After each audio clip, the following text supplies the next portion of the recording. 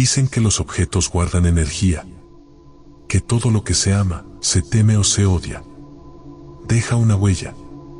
¿Y qué pasa cuando esa huella se convierte en algo vivo? En muchas casas hay muñecos que no deberían estar ahí, que miran sin pestañear, que cambian de posición cuando nadie los observa. Algunos fueron regalos, otros hallazgos. Pero todos tienen algo en común. Nadie logra deshacerse de ellos sin pagar un precio. Esta noche conocerás los testimonios más escalofriantes de muñecos y juguetes poseídos. Cosas que una vez pertenecieron a alguien y que aún no lo sueltan.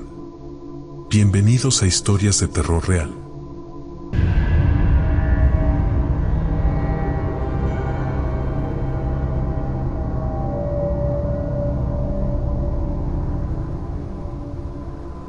No sé por qué acepté aquel regalo.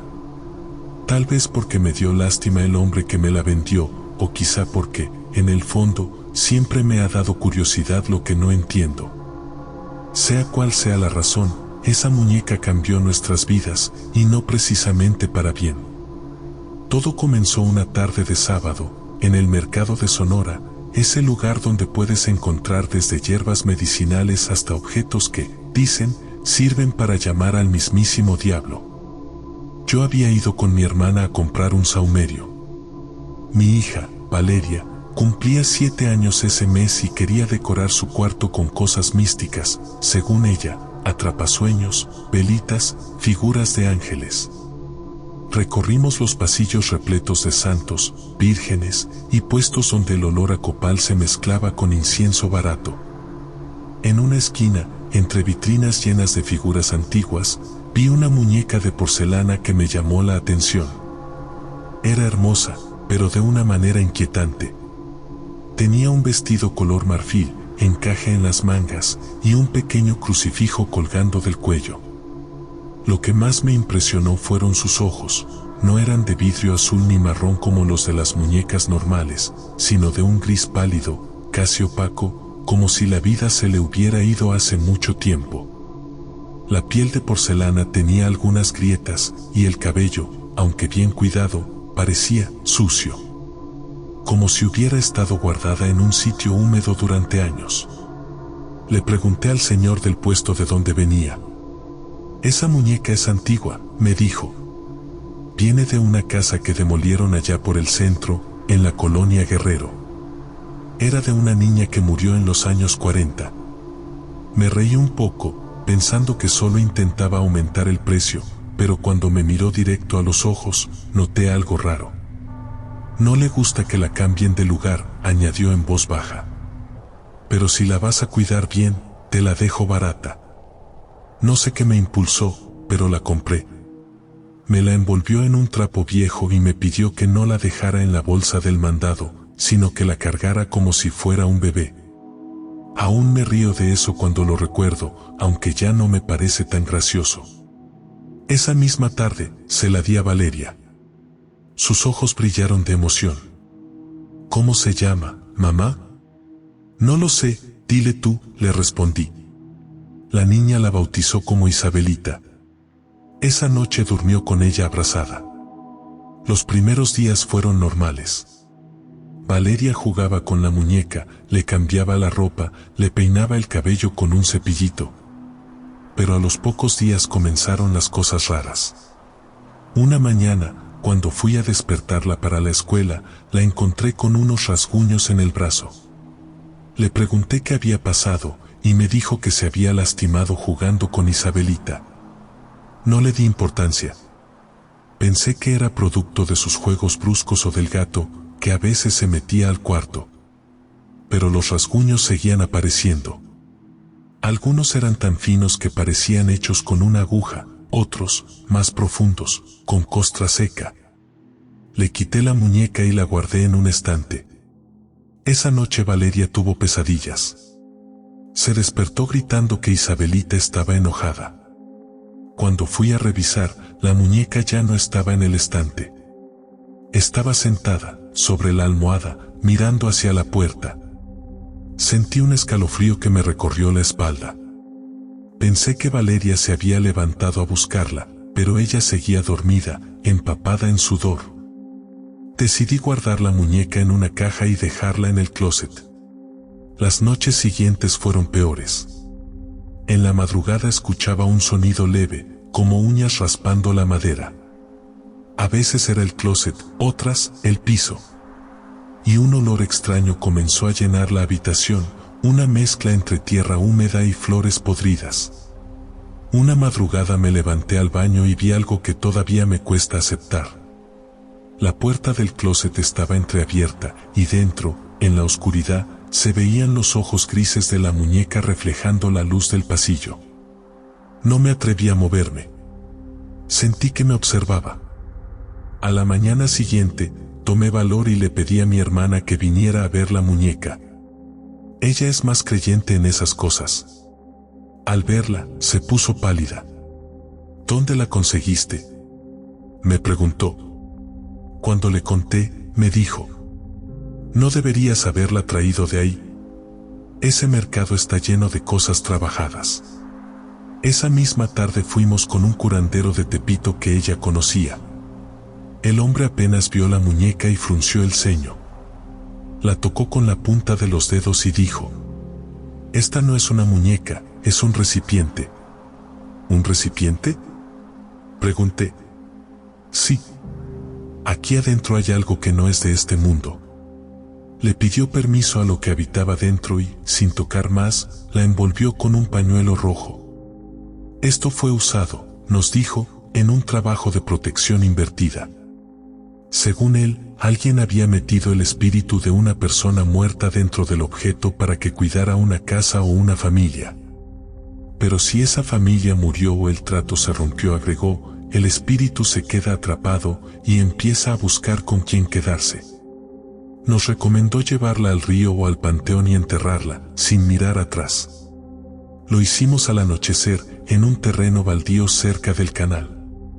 La envolvimos en el pañuelo, hicimos una oración y la enterramos. Cuando dimos la vuelta para irnos, escuchamos un crujido de porcelana rompiéndose. No volteamos. Pero desde ese día, Valeria dejó de tener pesadillas. Por semanas pensé que todo había terminado, hasta que, una madrugada, escuché de nuevo ese raspado leve en la madera. Provenía del closet. Abrí con miedo, y dentro, sobre una pila de ropa, estaba el pañuelo rojo vacío. Ni rastro de la muñeca. Valeria duerme conmigo desde entonces. A veces la escucho reír dormida y susurrar el nombre de Isabelita. Cuando le pregunto con quién habla, me dice: con mi amiga, mamá. Dice que ya encontró su casa. Yo solo le sonrío, aunque el corazón se me encoja. Porque, desde hace una semana, todas las mañanas encuentro tierra húmeda bajo su almohada y un olor dulzón, igual al que emanaba de la muñeca, se queda flotando en la habitación. He pensado en mudarme, en irme lejos, pero algo me detiene. Cada noche sueño con esa vitrina del mercado, con el hombre que me la vendió y con su voz diciéndome: no le gusta que la cambien de lugar. Ahora entiendo que no fue un simple regalo. Fue una invitación y dejé entrar a mi casa a un ser oscuro y eso pudo terminar muy mal.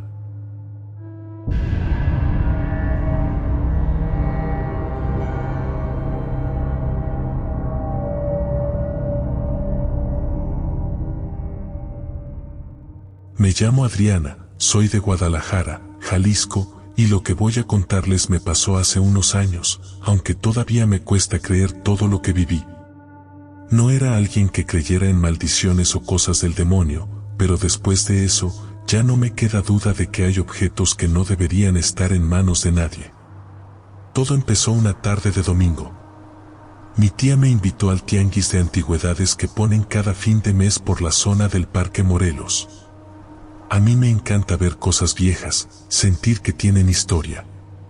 Ese día, en un puesto casi al final, vi una caja de madera muy bonita, tallada con figuras de flores y un marco dorado. Tenía una etiqueta que decía rompecabezas familiar, 1947. El señor que lo vendía me dijo que era una pieza de colección, que había pertenecido a una familia de Zapopan y que tenía más de 70 años. Me lo ofreció barato y como siempre me ha gustado armar rompecabezas para distraerme, lo compré sin pensarlo mucho. Esa noche llegué a mi casa y lo abrí. El interior olía raro, a humedad y a madera vieja.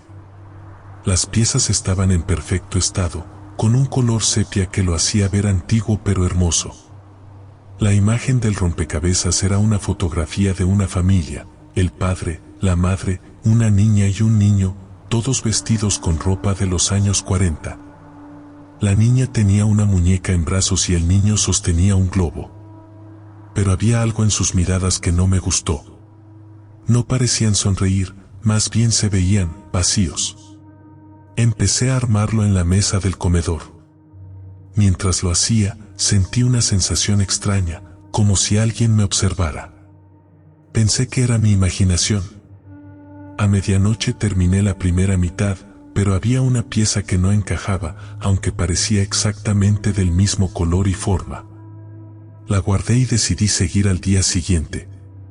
A la mañana siguiente desperté con un dolor de cabeza horrible y la sensación de que alguien había caminado en mi casa.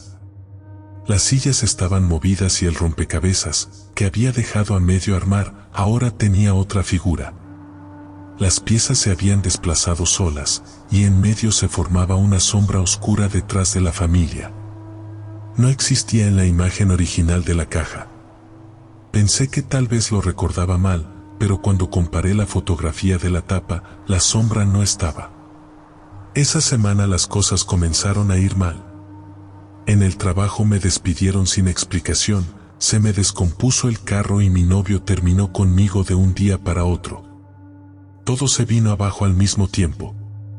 No le conté a nadie, pero cada noche escuchaba algo moverse en el comedor y a veces, piezas del rompecabezas caían al suelo sin que nadie las tocara. Una madrugada escuché risas. Risas de niños, bajitas, como si vinieran de dentro de la casa. Fui a revisar y casi se me va el alma. El rompecabezas estaba completo, pero las caras de los niños no eran las mismas. Habían cambiado. Sonreían de una manera torcida, casi burlona, y detrás de ellos se alcanzaba a distinguir la silueta de alguien más, una figura alta, con ojos oscuros y vacíos. A la mañana siguiente quise tirarlo, pero no pude. La caja estaba tan caliente que me quemó los dedos. No sé cómo explicarlo, pero el rompecabezas parecía querer quedarse. Lo metí en una bolsa negra y lo llevé al basurero más cercano. Pero cuando regresé a casa, lo encontré de nuevo sobre la mesa, con las piezas ordenadas. Esa noche tuve pesadillas horribles. Veía a la familia del rompecabezas parada en mi cuarto, viéndome dormir. Los niños se reían y la madre me decía al oído que me faltaba una pieza. Desperté empapada en sudor y cuando miré al suelo, encontré una pieza del rompecabezas al lado de mi cama. Empecé a enfermarme. No comía, no dormía, todo me salía mal. Sentía una presencia constante, algo pesado. Mi perro no quería entrar a la casa, se quedaba llorando frente a la puerta. Una vecina me recomendó hablar con un sacerdote del templo del refugio, porque decía que eso no era normal. Cuando el padre vino a mi casa, lo primero que hizo fue mirar el rompecabezas. Dijo que sentía algo maligno en él, que lo que fuera que habitaba ahí no era humano. Me pidió que no lo tocara más. Le conté todo y me dijo que había escuchado historias parecidas con objetos ligados a tragedias familiares. Según él, algunas familias maldecían sus pertenencias antes de morir, como una forma de quedarse en este mundo o arrastrar su sufrimiento a quien las poseyera. Decidimos quemarlo. Fuimos al patio, el padre trajo agua bendita y encendió una fogata. Al principio no ardía. Las piezas parecían resistirse, incluso escuchábamos pequeños chasquidos, como si crujieran desde adentro. Cuando finalmente empezó a quemarse, un olor a carne podrida llenó el aire. En medio del fuego, juro por Dios que vi las siluetas de los cuatro, el padre, la madre y los niños. Estaban ahí, formados entre las llamas, observándonos. El sacerdote siguió rezando hasta que el humo se volvió negro y espeso. Cuando todo terminó, el padre me dijo que me alejara de ese lugar unos días. Dormí con mi mamá durante una semana. Después de eso, mi suerte cambió. Conseguí trabajo nuevo, mi salud mejoró, y la sensación de que alguien me vigilaba desapareció. Pero cuando volví a mi casa, noté que en la pared donde había colgado la caja del rompecabezas antes de armarlo, había una marca, una mancha oscura, con la forma exacta de una mano. Desde entonces, cada vez que paso por el Parque Morelos y veo los puestos de antigüedades, me da miedo mirar las cajas viejas. No sé si ese rompecabezas venía de una tragedia o si era una especie de portal, pero aprendí algo que nunca voy a olvidar: no todo lo viejo tiene historia bonita. Hay objetos que guardan dolor, y ese dolor a veces se convierte en maldad. A veces, cuando estoy sola en casa y el viento mueve los cuadros, escucho un sonido suave, como si una pieza de madera cayera al suelo. Y me quedo inmóvil, porque tengo miedo de voltear y encontrar otra vez una pequeña pieza sobre la mesa, esperándome, como si el rompecabezas quisiera volver a completarse.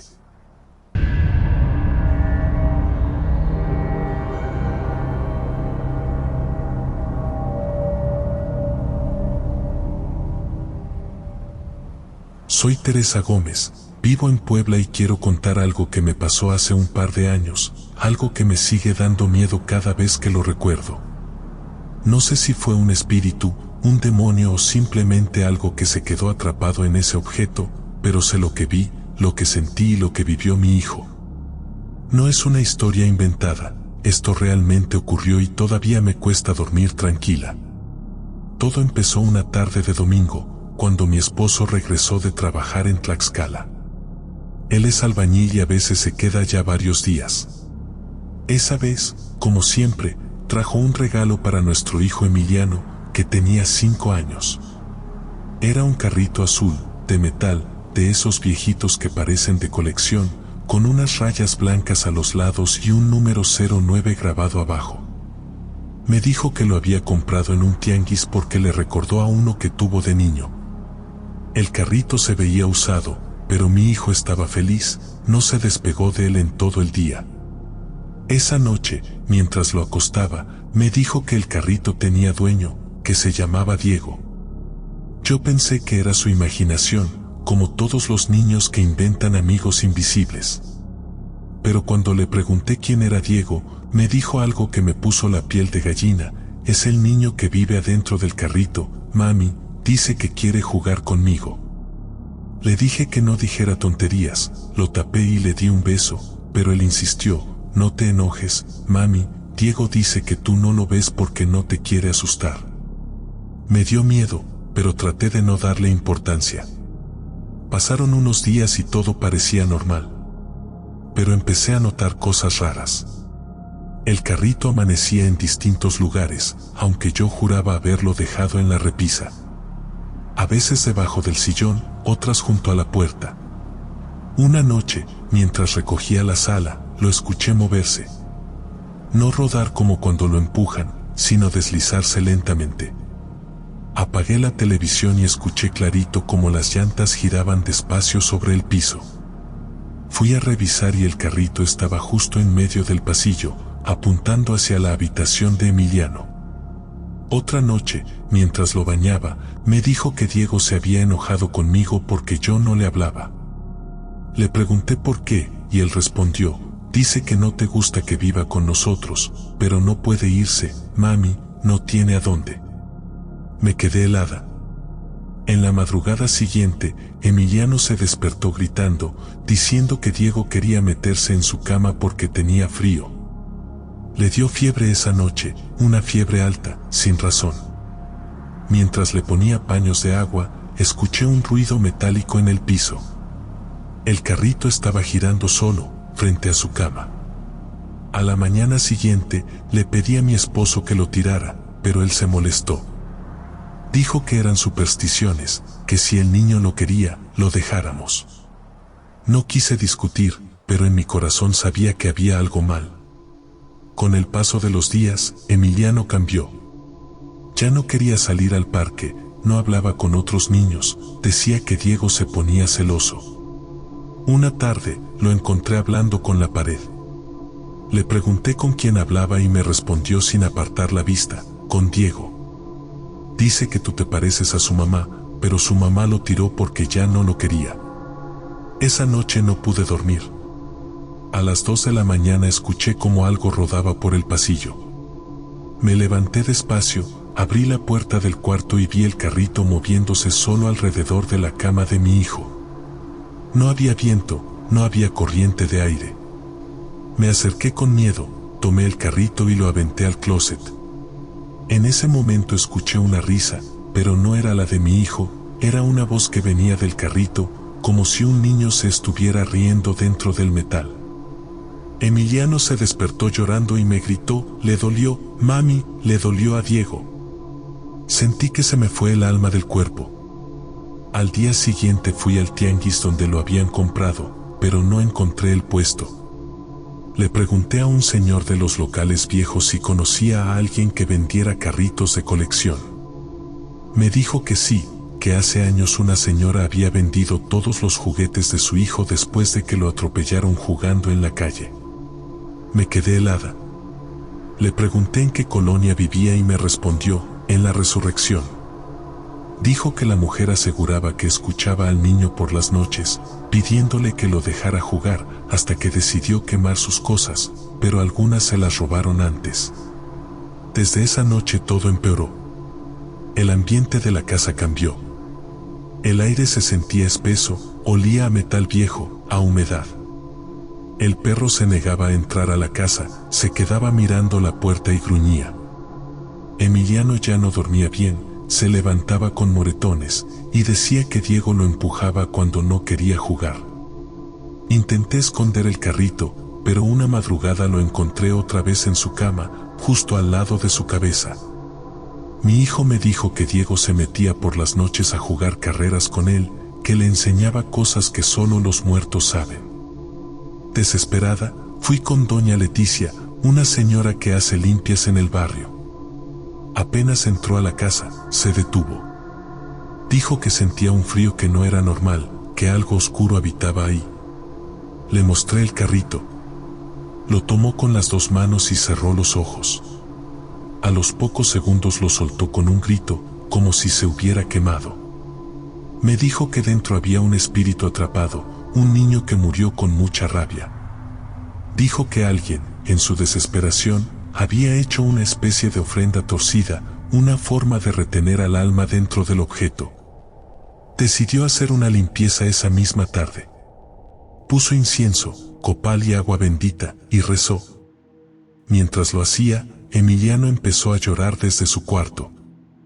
Fui corriendo y lo encontré temblando, con los ojos en blanco, diciendo que Diego no quería irse, que tenía miedo de quedarse solo. En la sala, el carrito empezó a moverse dentro de la caja donde lo habíamos metido. Se escuchaban golpes, como si algo intentara salir. Doña Leticia gritó una oración y el fuego del copal se apagó solo. Entonces, desde dentro de la caja, escuchamos la voz de un niño que dijo clarito, «No me quiero ir». Yo caí de rodillas llorando, rogándole a Dios que se llevara a esa alma. La señora siguió rezando hasta que el ruido paró. El carrito quedó quieto. Lo envolvimos en un trapo blanco y lo enterramos junto a la iglesia, lejos de mi casa. Esa noche, Emiliano durmió tranquilo por primera vez en semanas. Al día siguiente, no recordaba nada. Dijo que había soñado con un niño que jugaba con él en un campo y que al final se subía a un carro azul y se iba. Pensé que todo había terminado, pero no del todo. A veces, cuando estoy sola, escucho algo que rueda por el pasillo. Un sonido metálico, suave, como si unas llantas pequeñas rozaran el piso. La primera vez que lo escuché me paralicé. Ahora trato de ignorarlo, pero cada que lo oigo me quedo inmóvil, con la piel erizada, porque juro que a veces ese sonido viene acompañado de una risa, muy baja, como de un niño que juega a escondidas. Una tarde, limpiando el patio, encontré en el polvo una marca. Era una huellita muy pequeña, como la de un pie infantil. Y al lado, una línea azul arrastrada, como si alguien hubiera pasado un carrito por ahí. Desde ese día no volví a hablar de esto con nadie. Pero lo cuento aquí porque sé que hay más personas que han vivido cosas parecidas. A veces no son las casas las que están malditas, sino los objetos que dejamos entrar sin pensar. Y uno nunca imagina que algo tan pequeño, tan inocente.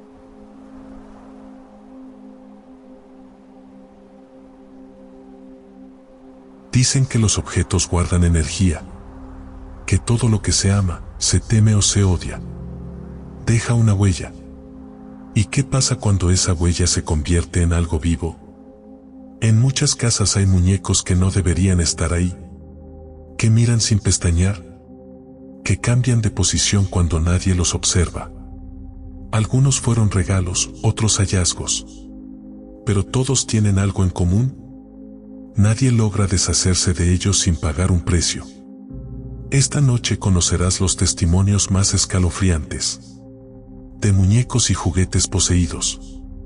Cosas que una vez pertenecieron a alguien y que aún no lo sueltan. Esto es Historias de Terror Real. Cuéntanos tus experiencias paranormales, podrían ser parte de nuestro siguiente video. Puedes enviarlas al correo historiasdeterrorreal0@gmail.com, porque tu historia merece ser escuchada. No olvides suscribirte, dejar tu like y activar la campanita. Así serás parte de esta comunidad donde el miedo nunca termina. En pantalla te dejamos algunos videos que podrían interesarte. Pero cuidado, escúchalo solo si te atreves. Porque lo real siempre da más miedo.